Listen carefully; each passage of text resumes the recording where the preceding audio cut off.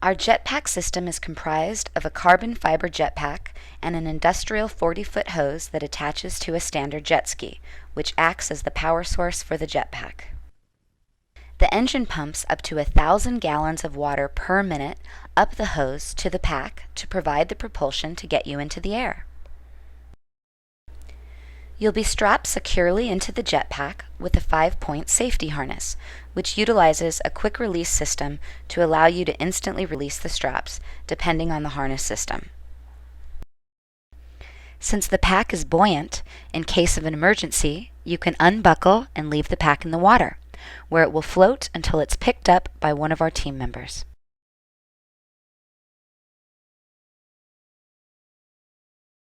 To start your flight, you'll walk out to chest-deep water and turn so you're parallel to the beach to allow the instructor to get a good profile view.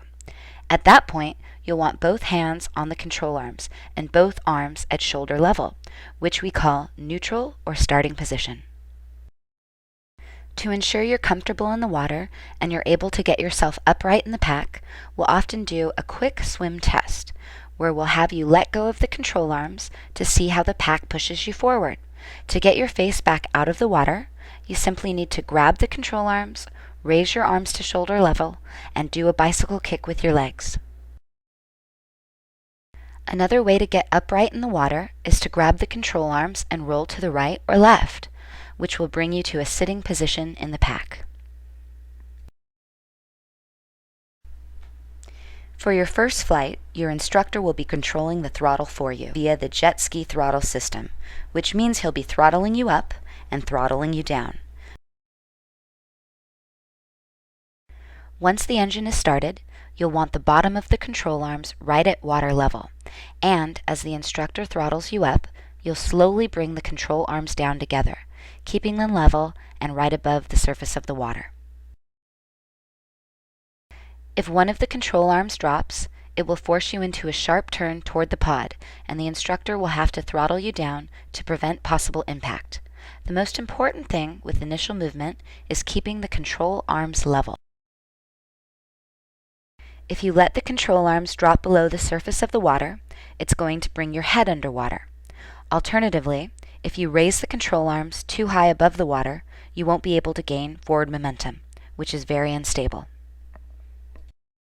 Once you understand the basics of getting started, you can get into the air very quickly. You can see the proper starting sequence here, with the arms level, slowly coming down together as the throttle is increased.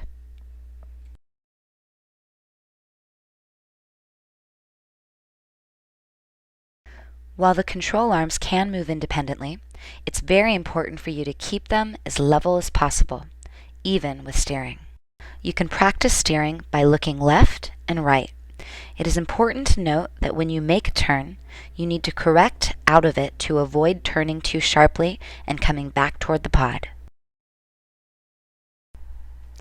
If you find yourself turning one direction on initial startup, you can raise that control arm to get yourself back on a straight line. Keeping yourself going straight is the best way to get yourself started. For your first flight, you want to avoid hovering, which occurs when you let the control arms go up too high, causing a loss in forward momentum. From a hover, it is very easy to go into an unintentional backflip or sharp turn toward the pod. Colliding with the pod is the main thing we want to avoid. If the instructor sees you slowing your speed and nearing a hover, he or she will instruct you to bring the arms down to regain good forward momentum. If the hover is not corrected, the instructor will have to kill the throttle and drop you in the water. Once you've mastered the basics, you can start having some fun with more advanced maneuvers. Keep the arms nice and stable, with your feet right at water level, and soon you'll be walking on water.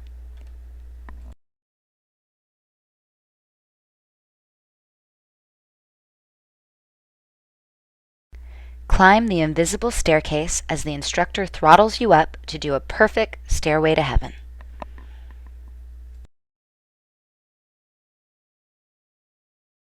If you demonstrate good controlled turns, the instructor may give you the chance to do some donut turns, which you'll pivot off the hose as you chase the pod around in circles.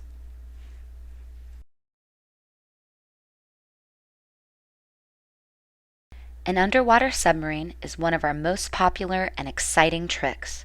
When the instructor counts to 3, quickly drop your arms to waist level to dive under the water.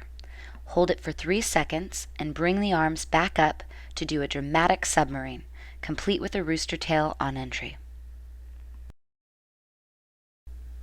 This is just the beginning of many tricks you can do with Jetpack America. See you in the sky.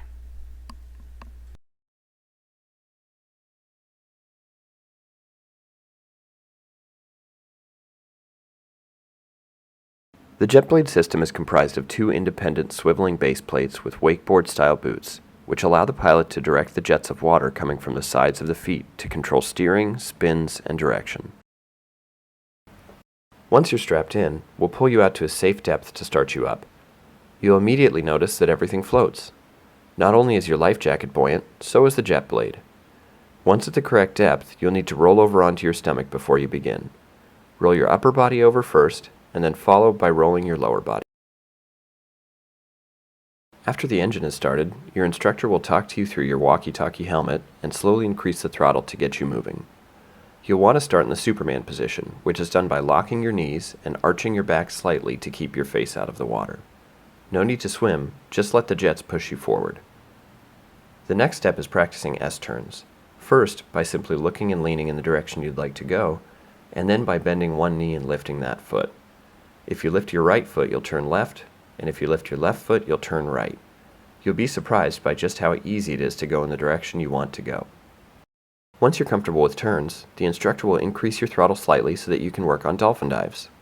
You'll want to get comfortable with diving forward, because once you get in the air, if you ever feel unstable, you'll want to dive forward instead of going back toward the jet ski. To do a dolphin dive, bend your knees and let your feet come directly beneath you. Then, straighten your legs and push down with your feet slightly.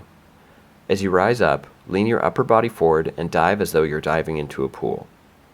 Once underwater, immediately arch your back and straighten your legs to come back out of the water into the Superman position. Once you demonstrate controlled dolphin dives, it will be time to stand up and get flying. To stand up, bring your feet underneath you and get the board flat, parallel with the surface of the water. As soon as your feet are flat, lock your knees and stand up without pushing down on or lifting your toes. Standing up should be a fairly quick but fluid motion. To stay stable in the air initially, try to maintain a straight line between your head and your feet. The board should be flat, with your weight evenly balanced on the arch of the foot, not leaning forwards or backwards. Here are a few mistakes commonly made by first-timers and how to fix them so that you can get up and flying quickly. When standing up, it is natural to bend at the knees if losing altitude, which will cause you to splash down in the water. Keeping your knees locked is one of the main keys to getting into the air quickly. Should you ever find yourself losing altitude, this is usually an indication that your toes are too low. By raising your toes slightly, you'll stop the descent. When feeling unstable, the natural reaction is to wave your arms in an attempt to maintain your balance. However, this throws your body out of axis and actually makes it more difficult to maintain stable flight. Keep your hands on your life vest in order to keep the proper vertical axis. As they rise out of the water, many first-time flyers look down. Your body will follow your head, and by looking down you'll begin to lean, possibly causing a fall. Keep your eyes on the horizon, and this will help you to maintain your balance. At the beginning of your flight, you'll want to always maintain a small amount of forward momentum. Hovering is when you stop moving forward entirely, and it is very easy to begin moving backwards or fall towards the jet ski from this position. If the instructor sees you hovering for too long or moving backwards, he or she will instruct you to bring your toes down slightly to regain a small amount of forward momentum. If the hover or backwards movement is not corrected, the instructor will have to kill the throttle and drop you in the water. Remember, if you ever feel unstable and are unable to recover, just dive forward like you practiced at the beginning of your flight. It may feel natural to bend your knees or sit down, but not only does diving forward allow you to recover quickly and get back to flying, it looks good too. Once you've mastered the basics, you can start having some fun with more advanced maneuvers. Try multiple dolphin dives, or dive from higher out of the water. Swimming is a fun trick that looks great too. Pretend like you're swimming quickly as the instructor throttles you up. Practice getting comfortable in a hover, and then you'll be able to do a yaw turn. From the hover, ensure that the hose is beneath you, and lift one toe while you push the other down. Make sure you keep the hose directly underneath you, as wide turns will cause the hose to lay over itself, temporarily restricting the flow of water. You want to spin around the axis of the hose, keeping the hose vertical. Once you get these down, underwater spins will be a breeze. Start linking these tricks together to show off your style. This is just the beginning of many tricks you can do with Jetpack America. See you in the sky.